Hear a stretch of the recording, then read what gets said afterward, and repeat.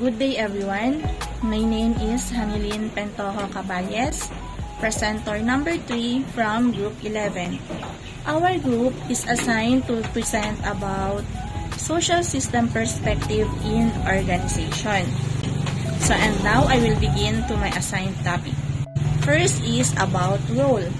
Role is a pattern of actions expected of a person's position in the social system, with its accompanying rights and obligations, power and responsibility. In order to be able to interact with another, people need some way of anticipating others' behavior. Here are some few tips for a good interaction. First is to always listen, because most of us do more talking than listening. Second is don't give unwanted advice. Third, check your tone and body language. And the last one is always be true to yourself. Each role calls for different types of behavior. Example of roles: role of being a supervisor, subordinate, giver of advice, seeker of advice, parents, children, husband, and wife. One person also performs a multi-role. Like a supervisor in a company is also a parent and a spouse at home. Next is about roles perception. Roles perception refers to how we perceive that we need to act in the role that we are playing at the time, either in a workplace area or personal environment.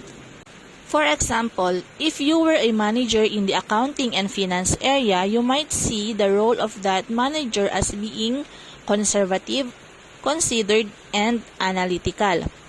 Since managers perform many different roles, they must be highly adaptive or exhibiting role flexibility in order to change from one role to another quickly. What is role flexibility? This is the capacity to react or act different according to your role or status, which brings a change in an individual's regular behavior. Next is about role conflict. Role conflict is when others have different perceptions or expectations of a person's role. That person tends to experience a role conflict. Such conflicts makes it difficult to meet one set of expectations without rejecting others.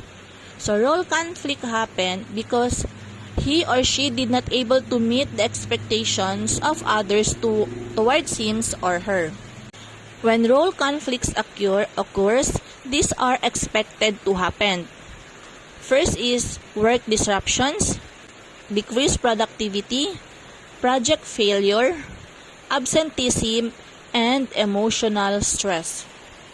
Next is about role ambiguity. This is similar to role confusions. When roles are inadequately defined or are substantially unknown, role ambiguity exists because of people are not sure how they should act in a situation.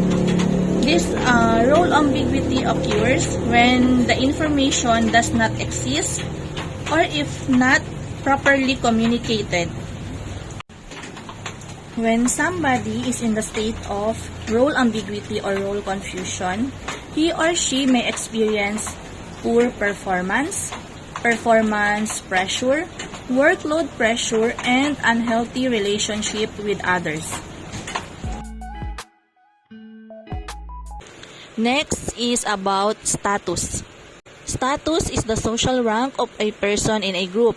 It is a mark of the amount of recognition, honor, esteem, and acceptance given to a person.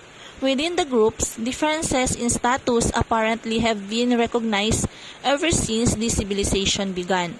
Wherever people gather into groups, status distinctions are likely to arise because they enable people to affirm the different characteristics and abilities of a group member. Loss of status, sometimes called losing face or status deprivation. To some, it is considered a much more devastating condition because for them, losing of status also means losing of recognition. High status. People within a group of high status usually have more power and influence than those with a low status. Usually, people who belong to this status are those from the politics. And the last is about sources of status. The sources of status are numerous, but in typical work situations, several sources are easily identified. Education and job level are two sources of higher status. And that is the end of my report. Once again, good day.